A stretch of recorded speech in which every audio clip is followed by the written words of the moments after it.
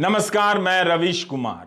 लोकसभा में बसपा सांसद दानिश अली का मामला भले ही पहला हो, लेकिन संसद के बाहर ऐसे कई मामलों से मिलाकर देखेंगे तो पता चलेगा कि इन सभी का आपस में संबंध है, राजनीतिक स्तर पर, सोच के स्तर पर और इन मामलों में कार्रवाई करने के बजाय समर्थन करने के स्तर पर।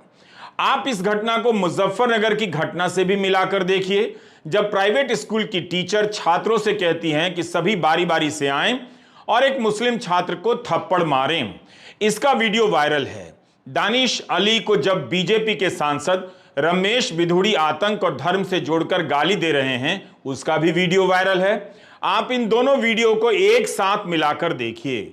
इन दोनों मामलों में बयानबाजी, बहाने और कार्रवाई को देखेंगे तो साफ नजर आएगा कि सांप्रदायिकता संसदीय हो गई है। दोस्तों, मेरा नाम है शारिफ खान और आप देख रहे हैं all type knowledge channel. Muzaffarnagar की वो घटना याद है आपको? एक महिला टीचर ने किस तरह से एक मुस्लिम बच्चे को बाकी मासूम बच्चों से पिटवाया था क्लास के अंदर, सिर्फ इसलिए कि वो मुसलमान था।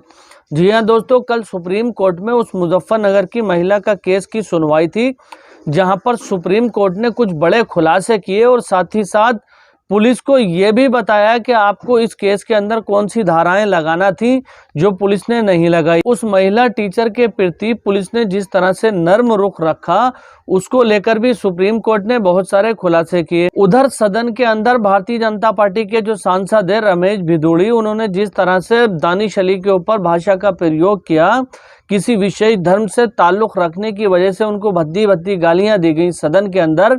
इन सारी चीज़ों का आपस में कनेक्शन क्या है, इस सब पर रवीश कुमार ने बहुत ही रिसर्च करने के बाद एक रिपोर्ट बनाई है। जो रिपोर्ट आज मैं आपको दिखाने वाला हूं, रवीश कुमार की इस रिपोर्ट के अंदर आपको पता चलेगा कि भारतीय जनता पार्टी के सांसद रमेश बिधूड़ी और मुजफ्फरनगर की घटना हो या चेतन सिंह, जिसने ट्रेन के अंदर 3 मुस्लिम लोगों को ढूंढकर सिर्फ इसलिए गोली मार दी थी क्योंकि वो धर्म विशेष से ताल्लुक रखे थे। तो चेतन सिंह की, मुजफ्फरनगर की और रमेश बिधूड़ी की इस घटना का गहन रिसर्च करने के बाद रवीश कुमार ने जो निष्कर्ष निकाला है, उसको देखना आपको जरूर चाहिए, क्योंकि इनकी ये रिपोर्ट देखकर आपके पैरों के नीचे से जमीन खिसक जाएगी कि किस तरह से प्री प्लान किया जाता है किसी घटना को अंजाम देने के लिए, और लोगों को वो घटना सामान्य नजर आती है। जी हाँ दोस्तों, आज की रिपोर्ट में आप यही देखेंगे कि किस तरह से किसी घटना को अंजाम देने से पहले कितने समय पहले उसको प्लान कर दिया जाता है और टाइमिंग फिक्स कर दी जाती है कि उस समय उस जगह पर यह घटना को घटित करना है। रवीश कुमार ने ये रिपोर्ट जो बनाई है, बहुत ही मेहनत से बनाई है। इस रिपोर्ट को जरा भी मिस मत करना। इस रिपोर्ट को देखने के बाद आपकी आंखें खुल जाएंगी कि 2024 के लोकसभा के इलेक्शन से पहले आखिर ये हो क्या रहा है। तो वीडियो में देरी नहीं करते हुए वीडियो को शुरू करते हैं। नमस्कार, मैं रवीश कुमार। लोकसभा में बसपा सांसद दानिश अली का मामला भले ही पहला हो, लेकिन संसद के बाहर ऐसे कई मामलों से मिलाकर देखेंगे तो पता चलेगा कि इन सभी का आपस में संबंध है, राजनीतिक स्तर पर, सोच के स्तर पर और इन मामलों में कार्रवाई करने के बजाय समर्थन करने के स्तर पर। आप इस घटना को मुजफ्फरनगर की घटना से भी मिलाकर देखिए, जब प्राइवेट स्कूल की टीचर छात्रों से कहती हैं कि सभी बारी बारी से आएं और एक मुस्लिम छात्र को थप्पड़ मारें। इसका वीडियो वायरल है। दानिश अली को जब बीजेपी के सांसद रमेश बिधूड़ी आतंक और धर्म से जोड़कर गाली दे रहे हैं, उसका भी वीडियो वायरल है। आप इन दोनों वीडियो को एक साथ मिलाकर देखिए। इन दोनों मामलों में बयानबाजी, बहाने और कार्रवाई को देखेंगे तो साफ नजर आएगा कि सांप्रदायिकता संसदीय हो गई है, सामाजिक तो हो ही चुकी थी।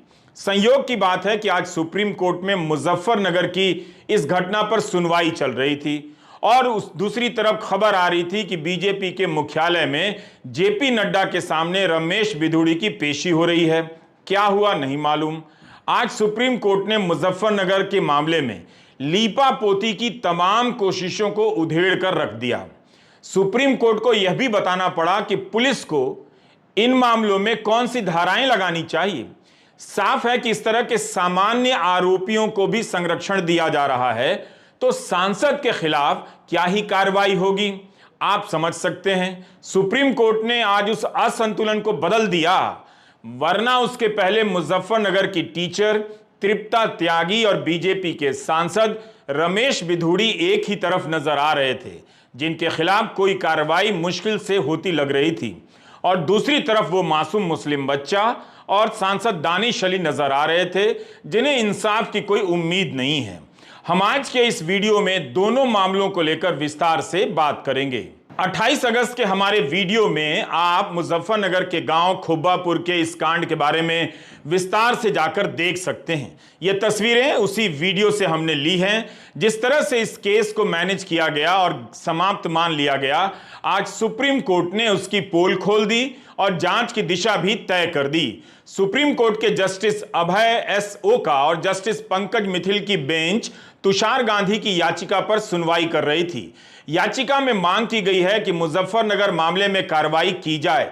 जस्टिस ओका ने कहा कि एफआईआर जिस तरह से दर्ज की गई है, हमें उससे काफी आपत्ति है, क्योंकि पहली शिकायत में लिखवाया गया है कि शिक्षक ने एक धर्म के विरुद्ध आपत्तिजनक टिप्पणी की थी। असंज्ञेय रिपोर्ट में भी यही आरोप था, फिर भी एफआईआर में यह आरोप नहीं है। यहां तक कि वीडियो का ट्रांसक्रिप्ट भी नहीं लिखा गया है। अब आप सोचिए, एफआईआर भी काफी देर से दर्ज की गई। सुप्रीम कोर्ट ने कहा इस एफआईआर में धारा 153A होनी चाहिए थी, जिसका संबंध धर्म, जाति, जन्म, स्थान, निवास, भाषा आदि के आधार पर विभिन्न समूहों के बीच शत्रुता को बढ़ावा देने और सद्भाव बिगाड़ने के मामले से है। इसमें 3 साल तक की जेल की सजा का प्रावधान है। जस्टिस ओका ने कहा कि शिक्षा के अधिकार के अलावा इसमें शिक्षा की गुणवत्ता का मामला भी है। अगर एक टीचर छात्रों को एक सहपाठी को मारने के लिए कह रही हैं, तो क्या यह क्वालिटी एजुकेशन हो सकती है? उन्होंने तीसरा सवाल उठाया कि क्या बच्चा अभी भी स्कूल जा रहा है, वो वहां अब नहीं जा सकता है। उन्होंने कहा कि राज्य को बच्चे की शिक्षा का जिम्मा उठाना चाहिए। सुप्रीम कोर्ट के जस्टिस अभय एस ओका ने कहा कि अगर आरोप सही हैं, तो इससे राज्य की अंतरात्मा हिल जानी चाहिए। कोर्ट ने कहा कि बच्चे को मारने पर पूरी तरह प्रतिबंध है। इस हिसाब से भी अगर यह आरोप सही है, तो उसके साथ बहुत ही बुरा बर्ताव किया गया है। इस सुनवाई के दौरान जस्टिस ओका ने एक बेहद अहम और बुनियादी सवाल उठाए। उन्होंने पूछा कि जिसे मारा गया और जिन बच्चों ने मारा है, क्या दोनों के लिए मनोचिकित्सक या चाइल्ड काउंसलर का इंतजाम किया गया है?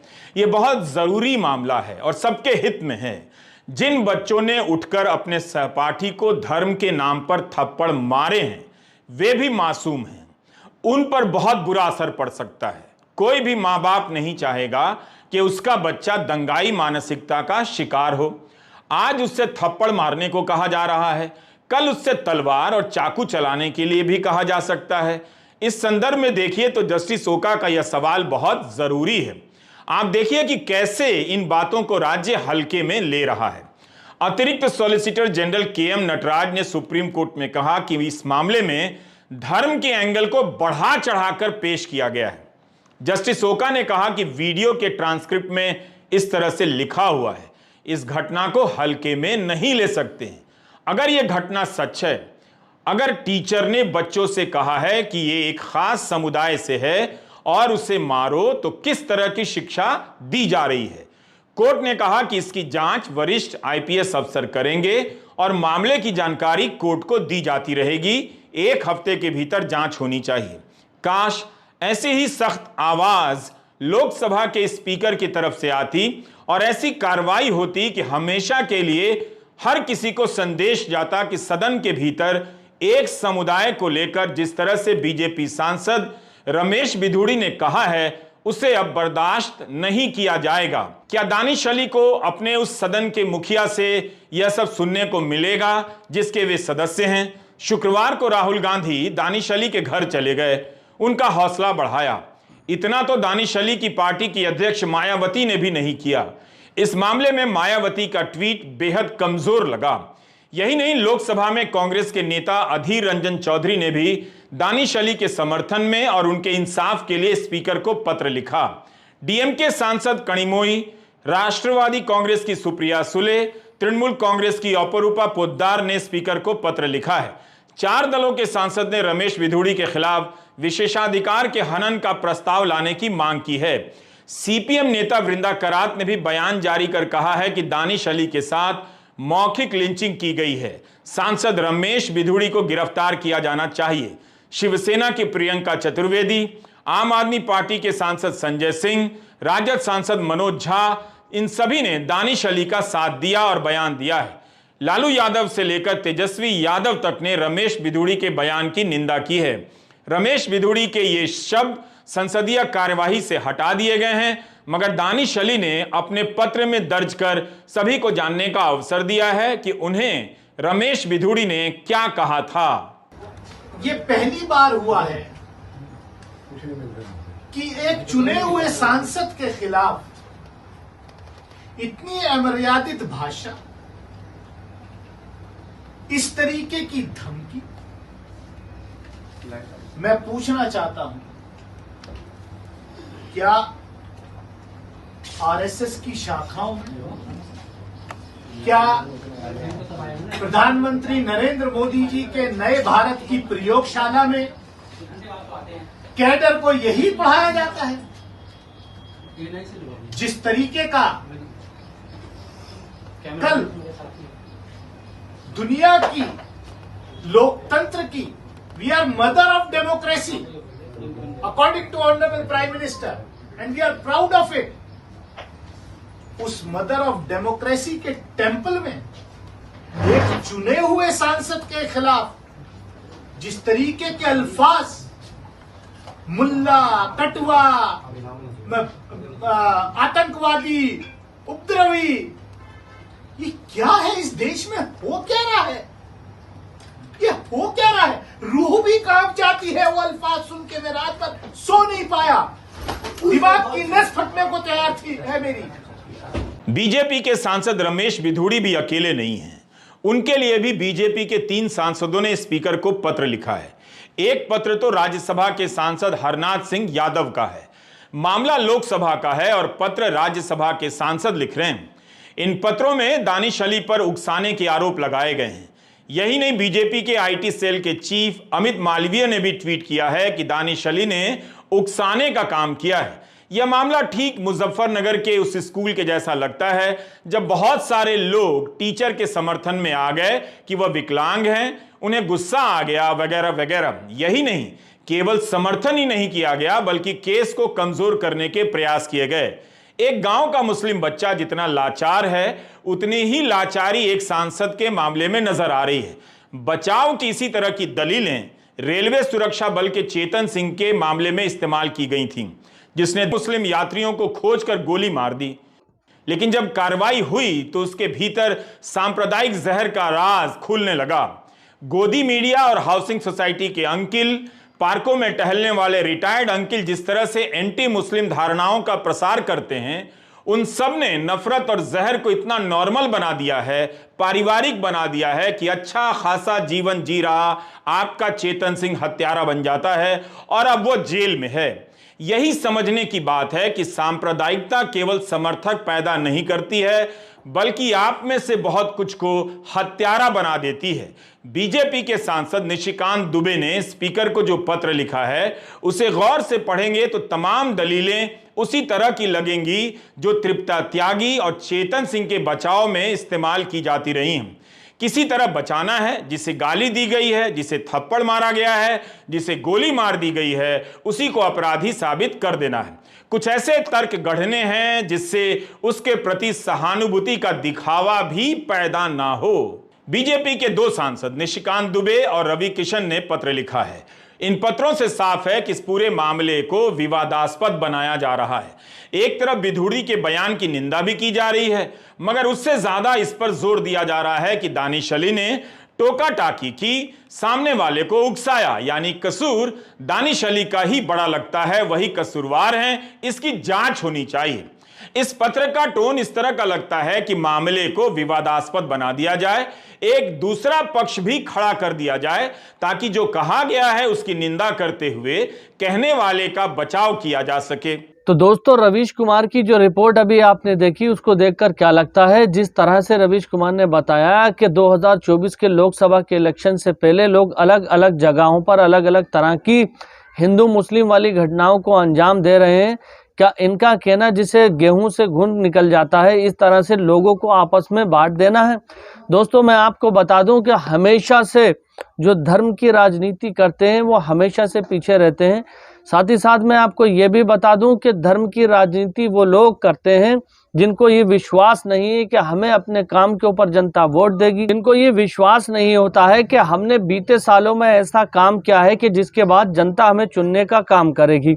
जी हाँ दोस्तों, जिस देश के अंदर मैं बार बार आपको बताता हूँ कि राजनीति के अंदर धर्म घुस जाता है, उस देश की कभी भी तरक्की नहीं हो सकती। और भारत के अंदर आप जानते हैं कि रमेश बिदुड़ी जैसे लोग जो अपने नफरती बयानबाजी से वहाँ के हिंदू और मुसलमानों को अलग करने की कोशिश कर रहे हैं, ये देश को पीछे लेकर के जाने का काम कर रहे हैं। यकीनन ये बात यकीनन आप देख सकते हैं कि 2024 के लोकसभा के इलेक्शन में रमेश बिदुड़ी नहीं जीत पाएंगे। भारतीय जनता पार्टी की सरकार आए या नहीं आए उस बात से फर्क नहीं पड़ता, लेकिन अपनी नफरती बयानबाजी के लिए दिल्ली की जनता रमेश बिदुड़ी को वहां के सांसद नहीं चुनेगी। ये बात मैं इसलिए कह रहा हूं कि कर्नाटक के वो पूर्व विधायक याद हैं आपको, जिन्होंने अजान को लेकर कर्नाटक चुनाव से एक बड़ी बात कही थी और मस्जिद के माइक उतरवाने को और अजान बंद करने की बात कही थी, जहां पर कर्नाटक की जनता ने उन्हें मुंह तोड़ जवाब दिया था। तो जनता भी ये समझ चुकी है कि नफरती बयानबाजी करने वाले लोग केवल और केवल राजनीति चमकाने का काम करते हैं, देश इसमें इनका कोई काम नहीं है। तो फिलहाल ये आज की जानकारी थी। अगर आप मेरे चैनल पर पहली बार आए तो चैनल को सब्सक्राइब करके बेल आइकन पर ऑल का बटन सेलेक्ट कर लेना। इंशाअल्लाह ताला एक नई वीडियो के साथ बहुत ही जल्द आपके सामने हाजिर होऊंगा। तब तक के लिए खुदा हाफिज, जय हिंद, जय भारत।